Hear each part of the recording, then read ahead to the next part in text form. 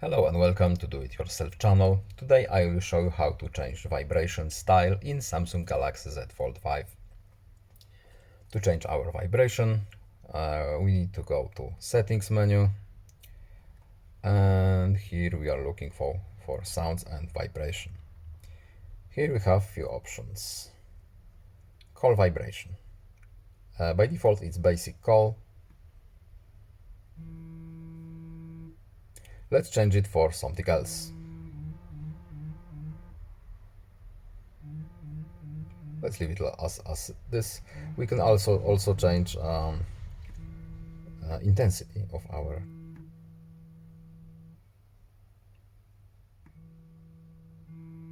call.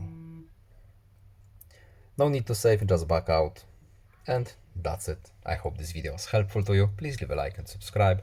Have a nice day and see you in the next video. Goodbye.